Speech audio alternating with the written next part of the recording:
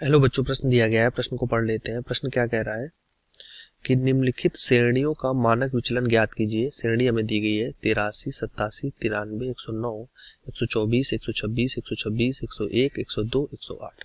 ठीक है, तो यहाँ पर ये श्रेणी हमें दी गई है।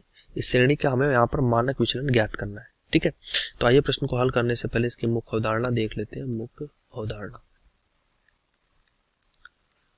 तो इस प्रश्न से संबंधित जो इसकी मुख्य अवधारणा बनती है, अगर हम यहाँ पर प्रसरण का सूत्र लिखें, पहले प्रसरण जिसको हम लिखते हैं सिग्मा स्क्वायर से, तो ये होता है समेशन x माइनस एम का वर्ग और बटे में हमारे पास होता है n। ठीक, जहां m हमारे पास क्या होता है, m हमारे पास माध्य होता है। n श्रेणी में जो हमारे पास कुल अवयव दिए गए इनकी संख्या होती है, या पदों की संख्या बोल सकते हो इसमें। ठीक है, और तो इससे हमारे पास जो मानक विचलन का सूत्र बनता है, मानक विचलन, मानक विचलन को हम सिग्मा से लिखते हैं। मतलब कि ये क्या हो जाता है, प्रसरण वर्गमूल के अंदर अगर हम प्रसरण को रख दें तो हमें क्या मिल जाता है, हमें यहाँ से सिग्मा मिल जाता है। तो ये हो जाएगा समेशन x माइनस एम का वर्ग और बटे में होता है n। और माध्य ज्ञात करने के लिए हम क्या करेंगे, पहले यहाँ पर माध्य ज्ञात करेंगे। प्रश्नानुसार अगर देखें तो माध्य के लिए हमारे पास जो सूत्र बनता है, माध्य m इक्वल टू, वो होता है जो हमारे पास श्रेणी दी गई, इस श्रेणी की संख्या और श्रेणी का कुल योग हो जाएगा। ठीक है, तो यहाँ पे श्रेणी का योग बटे श्रेणी की संख्या हो जाएगी। तो यहाँ पे क्या हो जाएगा, श्रेणी में जो हमारे पास पद दिए गए तो यहाँ लिख देते हैं श्रेणी का योग, अब नीचे हो जाएगा श्रेणी में ये पद है जितने, इनकी पदों की संख्या, ये सूत्र बन जाए इसके लिए। ठीक है, तो यहाँ से क्या हो जाएगा, अगर हम देखें तो यहाँ से श्रेणी में जो पदों की संख्या वो कितनी है, अगर हम यहाँ पे गिने तो 1 2 3 4 5 6 7 8 9 10, मतलब पदों की संख्या को n से दर्शाते हैं। ये कितनी है, 10 दी गई है। तो पहले हम क्या करेंगे, माध्य ज्ञात कर लेंगे। इसको m से दर्शा देते हैं 83, 87, 93, 109, 124, 126, फिर है 126, 101, 102 और 108। बट्टे में हमारे पास क्या आ जाएगा, बट्टे में हमारे पास 10 आ जाएगा। 1 2 3 4 5 6 7 8 9 10। तो यहाँ से m इक्वल टू हमारे पास आ जाता है 105 बट्टे 9। ये आ गया हमारे पास माध्य। अब हम यहाँ पे ज्ञात करेंगे प्रसरण, सिग्मा स्क्वायर।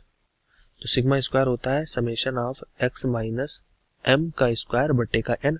तो x माइनस एम क्या बनेगा, तो x सभी से हम ये हटाते हुए चलते हैं। 83, ये m हमारे पास है 105.9 का वर्ग धन, फिर 87 माइनस 105.9 का वर्ग, फिर 93, और फिर हमारे पास क्या है प्लस, यहाँ से हो जाएगा माइनस लगता है, माइनस 105.9 का वर्ग। 93 के बाद क्या है 109, तो 109 यहाँ से हो जाएगा 109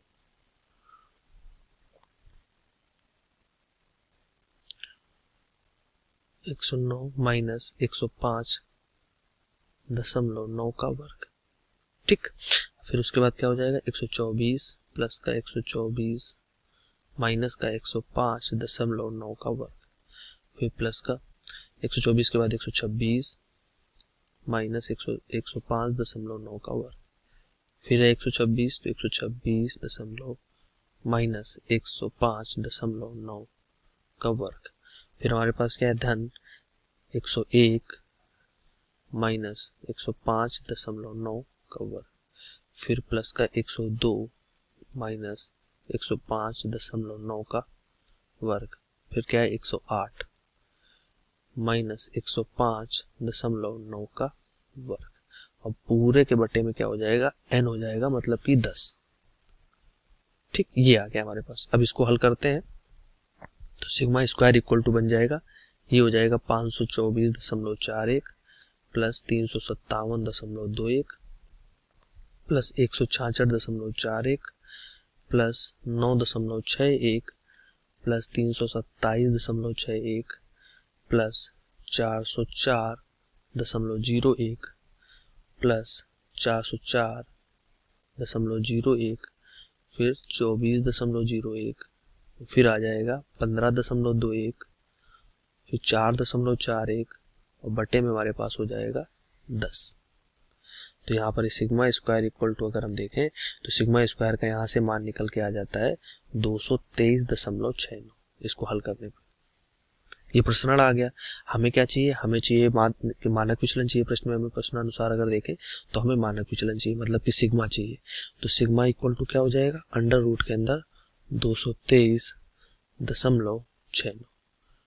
ठीक, तो इसको हल कर लेते हैं। तो 223.69 को अगर हल करेंगे तो 14.95 आ जाएगा, जो कि प्रश्न का आंसर हो जाएगा कि यहाँ पर हमारे पास जो मानक विचलन होगा वो 14.95 होगा। तो आशा करते हैं प्रश्न का उत्तर समझ में आया होगा।